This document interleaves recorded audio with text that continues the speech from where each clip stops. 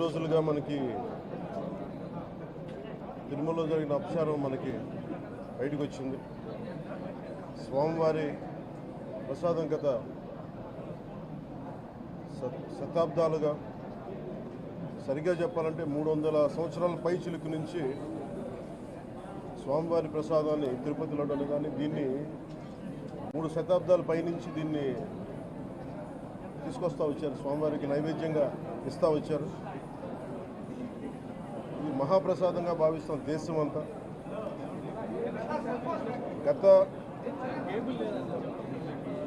ఇది ఒక ప్రభుత్వాన్ని నిందించడానికో, దీని మీద రాజకీయ లబ్ధి పొందడానికో దీని వెనుక ఉద్దేశం లేదు.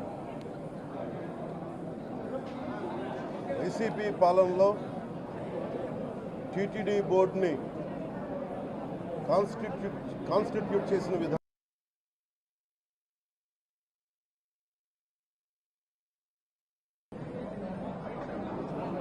ఏ గుడైనా సరే భక్తుల మనోభావాలు దెబ్బతినకుండా, ఆచార వ్యవహారాల్ని నిర్వీర్యం చేయకుండా, అపరాధం వాటిల్లకుండా ముందుకు తీసుకెళ్లాల్సిన అవసరం ఉంది. అది వారి బాధ్యత.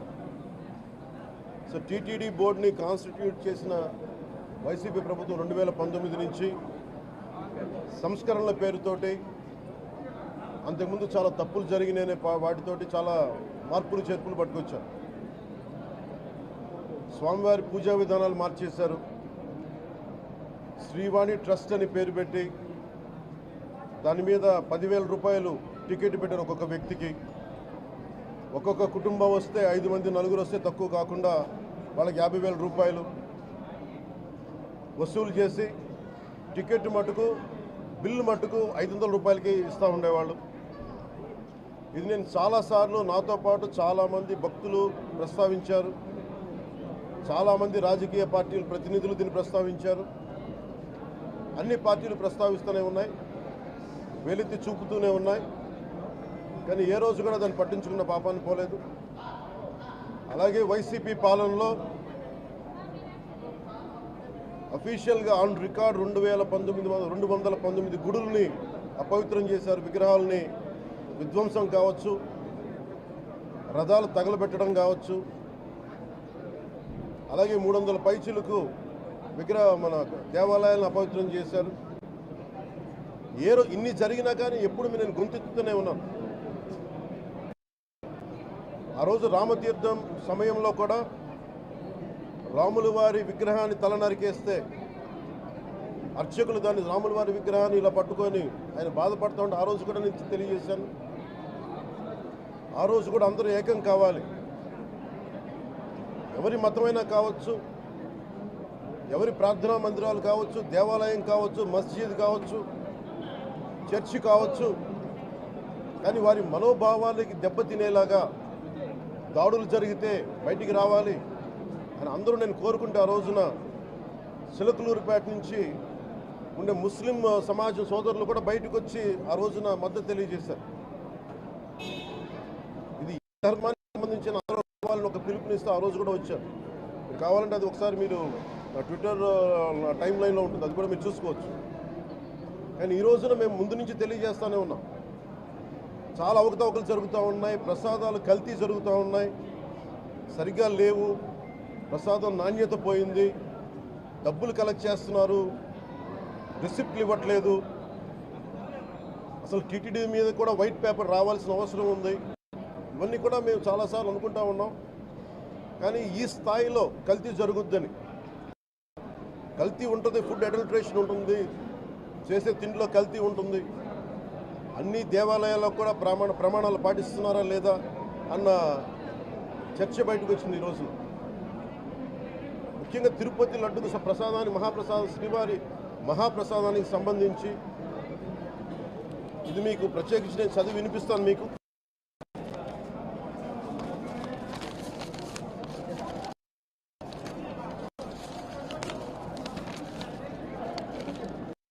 ఈ రిపోర్ట్ ప్రత్యేకించి centre for analysis and learning in livestock and food of the national dairy development board వారికి శాంపుల్స్ పంపిస్తే ఇది స్టాండర్డ్ వాల్యూ లిమిట్స్ ఎలా ఉండాలి అని వాళ్ళు చెప్పారు. ఏం చెప్పారంటే pure milk fat shall have a reading between 95.68 to 104.32, but all the ghee samples had values around 20, which means the ghee is highly adulterated. దాని సబ్సిక్వెంట్ టేబుల్లో సహజంగా నెయ్యిలో వ్యాపారులు కల్తీ చేసేది ప్లాంట్ బేస్డ్ కల్తీ జరుగుతూ ఉంటుంది. అదే తప్పు. అలాంటిది దీంట్లో ప్రత్యేకించి తెలియజేసింది సోయాబీన్ ఉంది, sunflower, olive oil, rapeseed, linseed, wheat germ, maize germ, cottonseed, coconut, palm ఆయిల్తో పాటు fish oil, beef tallow, lard. Fish oil మీకు తెలిసిందే, చేప నుంచి ఎక్స్ట్రాక్ట్ చేసిన నూనె. బీఫ్ టాలో అంటే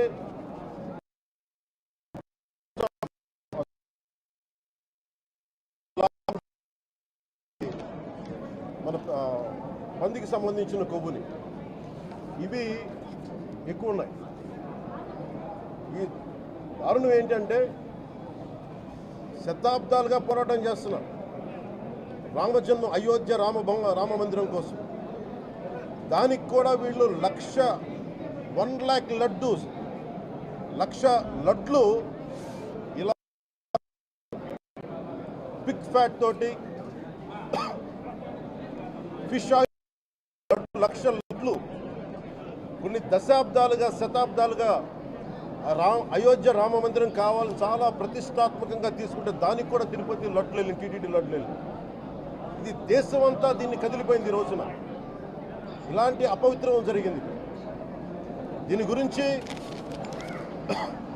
ప్రస్తావిస్తే రిపోర్ట్లు బయటకు వస్తాయి. వైసీపీ నాయకత్వం కానీ చేస్తారన్న మాట మాట్లాడుతూ ఉన్నారు. వైసీపీ నాయకులకి కానీ వారి మద్దతుదారులు కానీ నేను మనస్ఫూర్తిగా మీకు తెలియజేస్తున్నా, రామతీర్థం గొడవప్పుడు 219 గుడుల్ని మీరు అపవిత్రం చేసినప్పుడు మీ పాలనలో ఒక సగటు హిందువుగా నేను గొంతెత్తి పోరాటం చేయాలి అంటే రోడ్ల మీదకి ఆ రోజే వచ్చామని గుర్తుపెట్టుకోండి. ఆ రోజు కూడా రామతీర్థం రాముల వారి విగ్రహాన్ని మీరు అర్చకులు చేసినప్పుడు ఉంది, కానీ ఆ రోజు కూడా దాన్ని రాజకీయ పరంగా మేము తీసుకెళ్ళా. దోషులకి శిక్ష పడాలి. వీళ్ళెవరో కనుక్కోండి, ఈ రోజు వరకు మీరు పట్టించుకోవాలా.